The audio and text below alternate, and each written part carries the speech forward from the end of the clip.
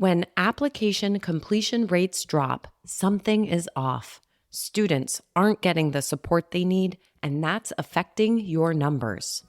Enter Element 451's AI assistants. They step in where students struggle, offering real-time answers and advice, guiding them through every step.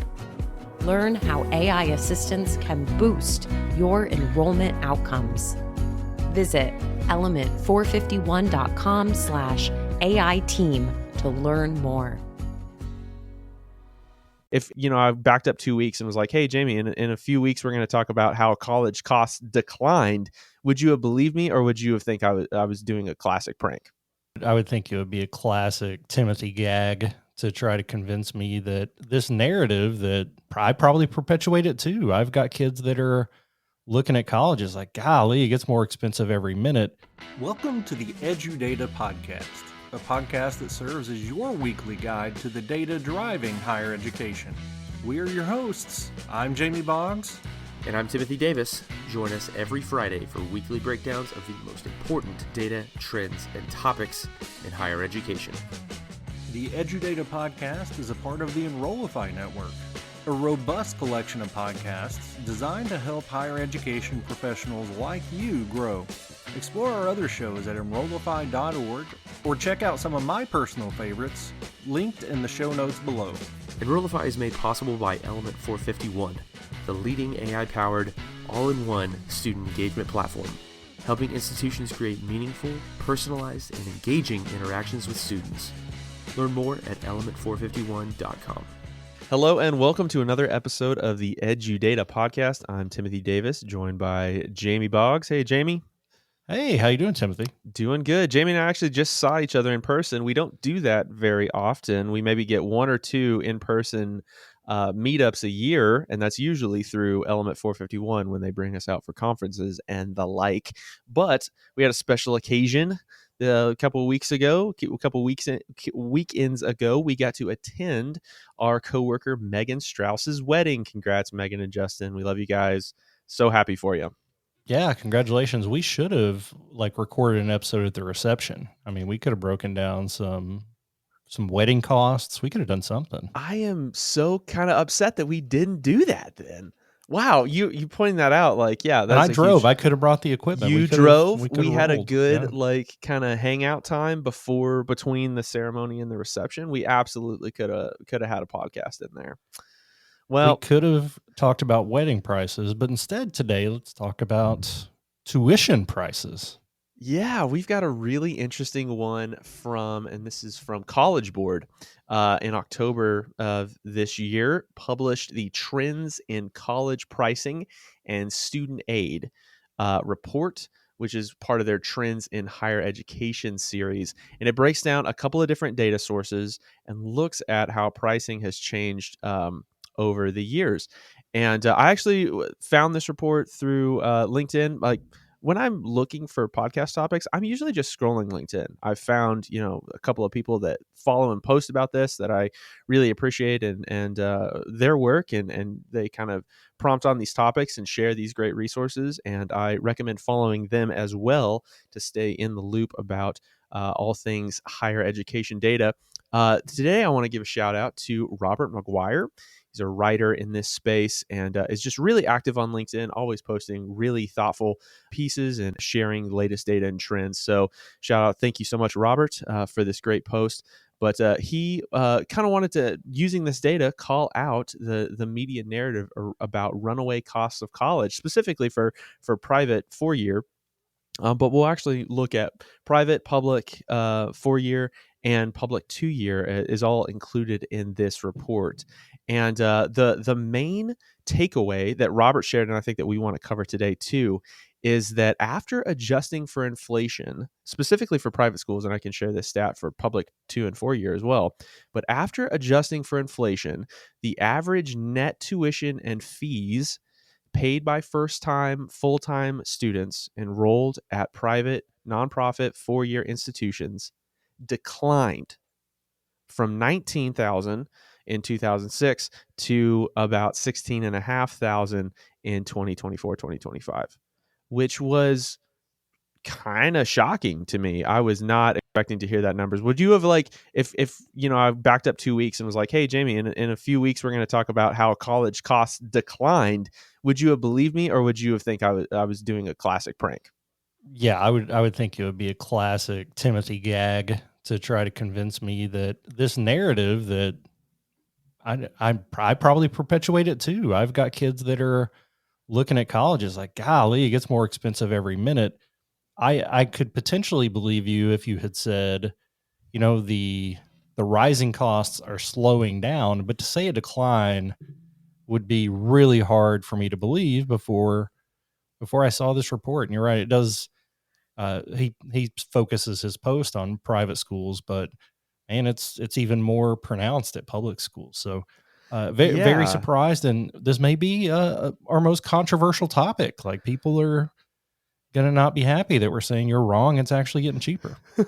Well, they're going to have to be not just mad at us, but mad at College Board, which nobody has ever been mad at College Board before. But this one seems like kind of more of a white hat escapade. If you're joining us in this report, check out page 17, page 18, and page 19. Page 17 starts this kind of average net price comparison, and there's this really fascinating figure. I'm on 17 right now. It's figure CP-8, and it's a line chart over time, year over year, or academic year over academic year, showing the various cost breakdowns at different intervals. So the very top line is published cost of attendance, and of course we see that rising. That's to define that term, let me pop back up to the definitions here. Published price is the price institutions charge for tuitions and fees, as well as housing, anything else. So that total dollar cost is that published price. A full student expense budget also includes allowances for books, course material, supplies, transportation, and other personal experiences. That is the definition from the report here. Yep. But looking on page 17 again, obviously we see, and this is for public 2 year, we see, an increase in that over the years, but we also see increases in grant aid, and more importantly, I think increases in published tuition for fees and housing and food. So that combination of the housing and lodging, food expenses, like your non-tuition related expenses, has been what is kind of driving that up. But the most interesting line to me, probably in this whole report for public 2 year, is the net tuition and fees line, because it is sub $0. The $20,000 line is like the top line of this report. We see the published costs kind of exceed that for a couple of years. We see it getting closer to that over the 2022, 2023, and 24, 25 years. But net tuition and fees has been sub $0 since 2008. Take it away.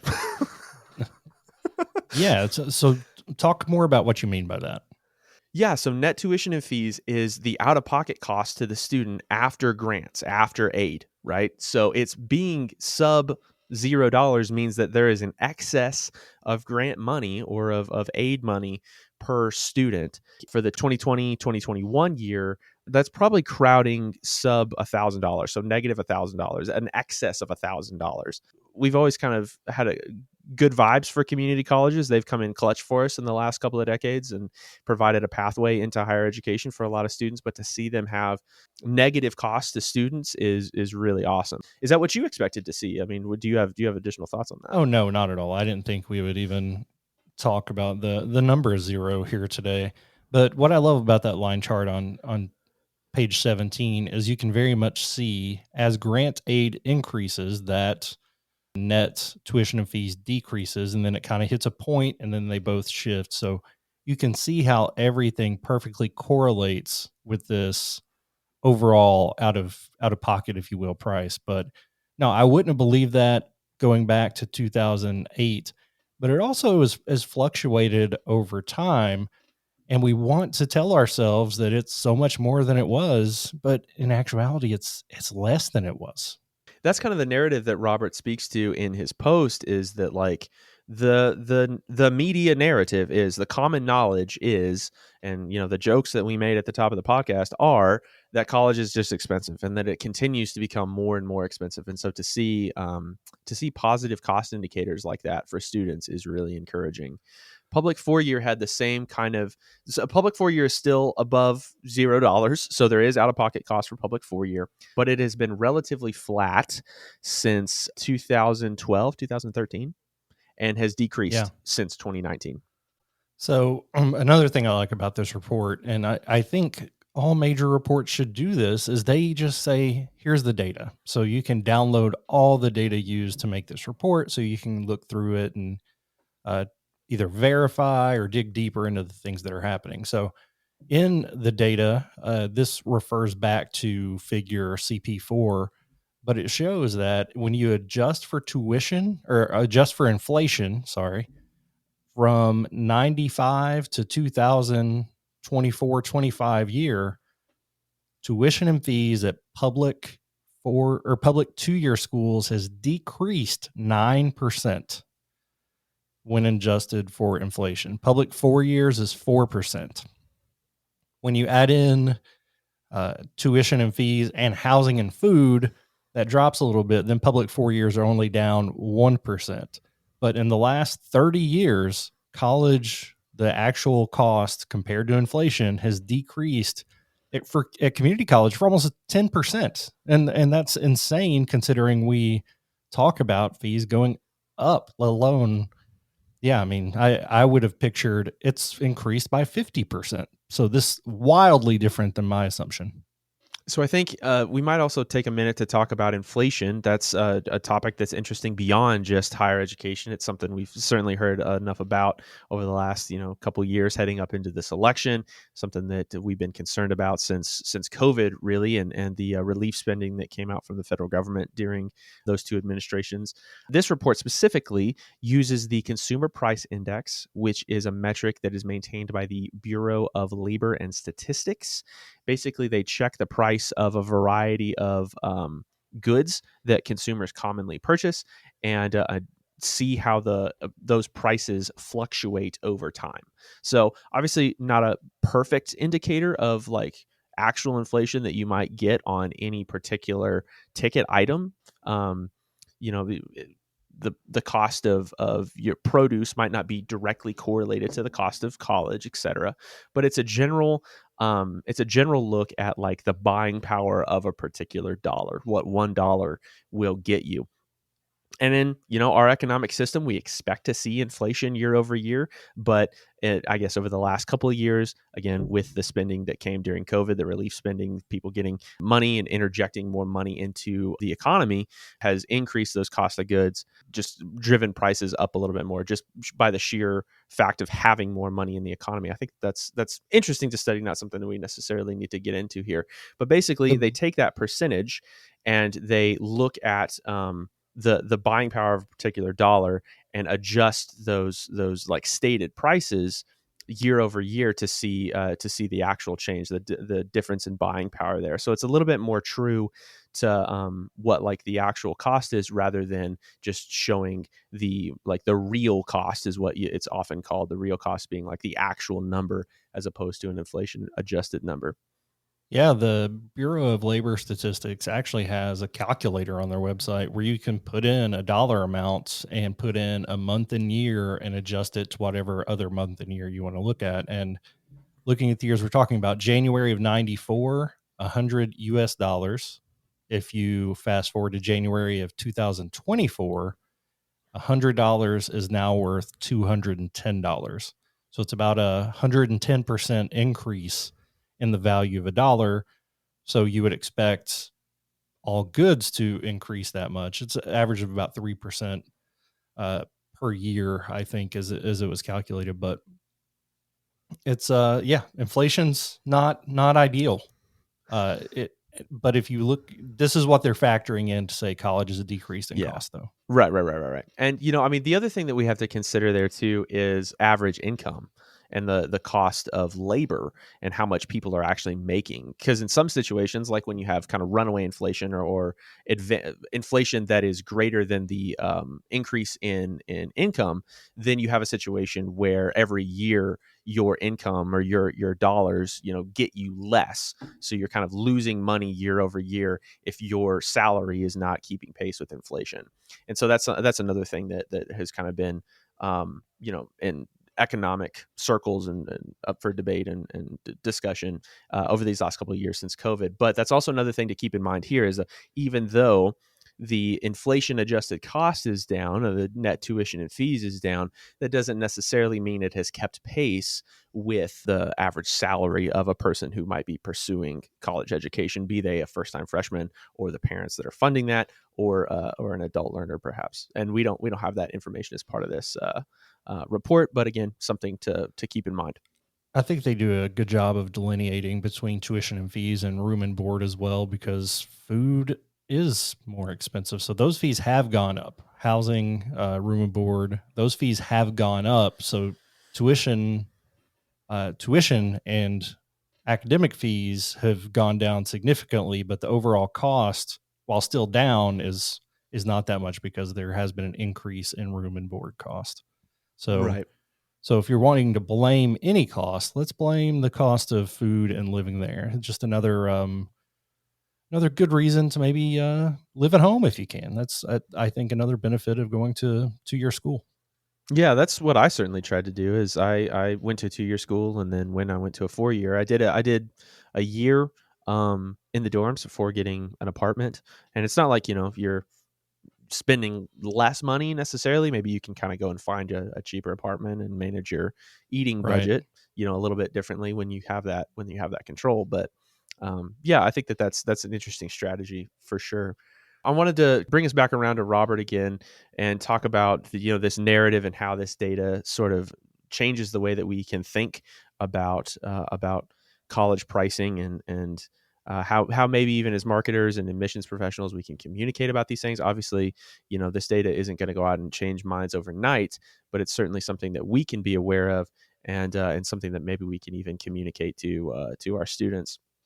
But Robert's kind of takeaway at the end here, and I'm just going to read straight from his LinkedIn post. I think the hidden story about college is that things went seriously awry between the early 90s and late 2000s. And this is me speaking again. I think that, some of that was related to like amenities, in there. Mm-hmm. There was also the financial crisis that occurred in there. But back to Robert, seriously arrived between the early 90s and late 2000s, and millennials got screwed over badly. But the hangover from that is obscuring the current reality. We're looking at the world through outdated lenses. Meanwhile, in the last 10 plus years, higher ed overall has reined in spending, price increases, and net cost to students. Affordable is in the eye of the beholder, of course, but if you index affordable to any time between 2008 and 2014, college is a bargain right now. Yeah. No, I mean, and he's right. And you talked about communicating that from an institutional perspective, and I'm just trying to think of what, if you say that out loud in marketing, like, oh no, it's definitely cheaper than, like, people are going to say, no, it's not something people want to hear, because I think as a society we're looking for things to, I mean, we're focused on barriers a lot. Yeah, for sure. I mean, that narrative is certainly not going to change overnight, but kind of hopefully like a hangover, it wears off over time and we start to get a little bit more realistic picture of the cost of college. I mean, communicating that from an institution standpoint, maybe we could talk for a second about like how to market that or how to market your institution's costs. I generally think, the cost consideration is not present enough in especially like top of funnel communications. It's difficult to find on the website. You maybe have to dig through a catalog, or like there's a very vague sort of pricing page. The more you can put actual cost in front of your consumers, I think generally the better. We have a cost conscious consumer right now, and they're going to appreciate that. And if you can, use data sources like the ones that we see here used by College Board to compare yourself to peer institutions or other potential competitors that you see your applicants also considering, maybe you could include that in there too. I think that would be a really interesting. Those comparisons are the key, I think, to utilizing this to market and to bring attention to this trend that with somebody with a bunch of little kids, I hope this continues, and maybe it'll be super cheap super bargain by the time my kids get there. Let us know what you think of college pricing, and if you have any takeaways from this report that we didn't cover, let's have a discussion about that. Shoot us a message on LinkedIn or comment on the post of this page in LinkedIn. We'll see you over there. And if we don't see you over there, maybe we'll see you in the next podcast. Thanks for joining us today. Have a good weekend. The EduData Podcast is part of the Enrollify podcast network. If you like this podcast, chances are you'll like the other Enrollify shows too. Our podcast network is growing by the month. We've got a plethora of marketing, enrollment, and higher ed technology shows that are jam-packed with stories, ideas, and frameworks, all designed to empower you to be a better higher ed professional.